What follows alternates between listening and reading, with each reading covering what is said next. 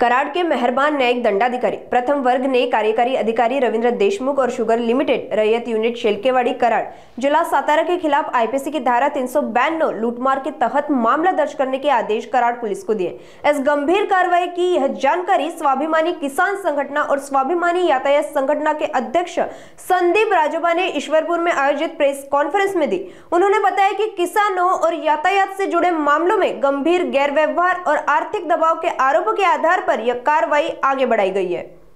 Role sir, शेतकऱ्याच्या मुलाला शेती परवडत नाही, शेतीला जोडधंदा म्हणून त्यांना ऊस वाहतुकीचा व्यवसाय सुरू केला साखर कारखान्याच्या माध्यमातून। परंतु गेल्या 10 वर्षांमध्ये ऊस तोडणी मुकदम असतील, मजूर असतील यांच्याकडून मोठ्या प्रमाणात फसवणूक झाली आणि ही फसवणूक अशी झाली की त्यामध्ये मागील 2 वर्षांमध्ये 1000 कोटीची फसवणूक सांगली आणि कोल्हापूर आणि महाराष्ट्रामध्ये झाली। आणि ज्यावेळी ही तक्रार स्वाभिमानी शेतकरी संघटनेचे नेते राजू शेट्टी व पृथ्वीराज भैया पवार यांच्याकडे गेली, त्यावेळी या लोकांनी याला न्याय द्यायचं ठरवलं आणि त्या ठिकाणी स्वाभिमानी ऊस तोडणी वाहतूक संघटनेची स्थापना झाली।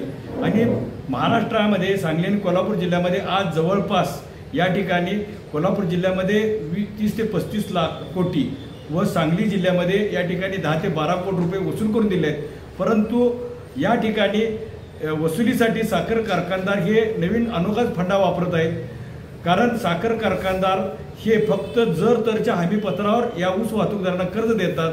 म्हणजे जर यांनी ऊस गाठला तर आम्ही तुम्ही दिलेलं कर्ज बिलाच्या माध्यमातून आम्ही पैसे तुम्हाला देऊ असं केलं असतं। परंतु आमच्या नावावर वाहतूकदारांच्या नावावर कर्ज काढायची ती 20 ते 25 लाख काढायची आणि त्यातले फक्त 5 लाख रुपये आम्हाला द्यायचे आणि आमचं कर्ज थकीत राहिलं। समजा जर आमच्या मुकदमाने आम्हाला फसवलं, मजुराने फसवलं तर त्या ठिकाणी आम्हाला आमचे ट्रॅक्टर जबाबदार म्हणजे बेजबाबदारपणे शिव्या घालून जबरदस्तीनं ओढून न्यायचं आणि आम्ही जर पोलीस स्टेशनला तक्रार करायला गेलो तर पोलिसांनी आमची दखल देखील घेतली नाही। म्हणून आमच्या स्वाभिमानी ऊस तोडणी वाहतूक संघटनेचे सदस्य या ठिकाणी सुनील पाटील यांनी त्यांच्या वडिलांच्या नावे असणारा ट्रॅक्टर तो रयत कारखान्याला त्या ठिकाणी त्यांनी करार केला होता। त्यांचे एकूण 3 ट्रॅक्टर होते आणि त्यांनी त्यांचं काही कारखान्याला देणं येणं लागत नव्हतं असा कारखान्याने एनओसी देखील त्यांना दिलाय। परंतु 2021 पासून सदर कारखान्याने त्यांचा ट्रॅक्टर ओढून नेला होता आणि पोलिसांनी देखील त्या ठिकाणी आम्हाला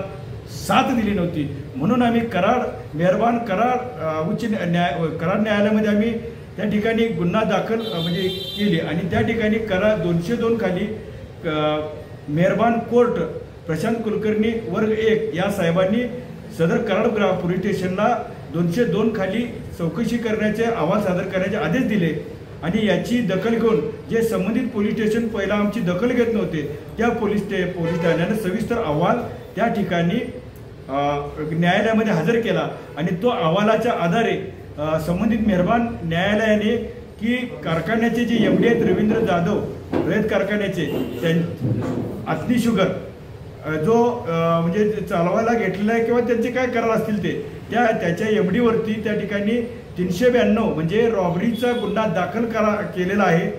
आणि म्हणजे रॉबरीचा गुन्हा म्हणजे त्याला जामीन सुद्धा मिळत नाही आणि त्यांना जामीन घेऊन येण्यासाठी तशा सूचना देखील दिलेल्या आहेत। आणि जर या कारखानदारांनी आतापर्यंत आमच्या माहितीप्रमाणे या अथनी शुगरनं सांगली कोल्हापूर आणि कर्नाटकातील त्यांच्या 4 ते 5 युनिटमध्ये 240 वाहनं त्या ठिकाणी आतापर्यंत त्यांनी धरून नेलेली आहेत जबरदस्तीनं। खऱ्या अर्थानं आमची पुढची मागणी अशी आहे की जर तुम्ही आमची वाहनं ताब्यात नाही दिली, कारण हा कोर्टाचा दणका त्यांनी आता समजून घ्यावा, नाहीतर जे 250-250 वाहनं आमची धरून प्रत्येक ठिकाणी आम्ही त्यांच्यावर गुन्हे दाखल करू आणि त्यांना नामोहरम करू। आणि विशेष म्हणजे ज्या या 2-3 वर्षामध्ये आमची वाहनं नेली आहेत, ज्या दिवसापासून तुम्ही वाहन नेले त्या दिवसापासून खोटी व खावटी आमच्या धंद्याची जी नुकसानी झाली आहे ती आम्ही न्यायालयाच्या माध्यमातून भरून मागणार आहे। आता तरी यांनी सुबुद्धी त्यांनी घ्यावी। जर याच्यात त्यांचा सुधार नाही झाला तर स्वाभिमानी शेतकरी वाहतूक संघटनेचे नेते स्वतः राजू शेट्टी आणि पृथ्वीराज पवार भैया आणि आमची महाराष्ट्रातील जी वाहतूक संघटना आहे आम्ही प्रत्येक कारखान्याच्या दारामध्ये बसून त्या ठिकाणी आमची वाहनं ताब्यात घेतल्याशिवाय राहणार नाही। प्रसंगी आमचं रक्त सांडावं लागलं तरी चालेल, परंतु आम्ही आता स्वस्थ बसणार नाही।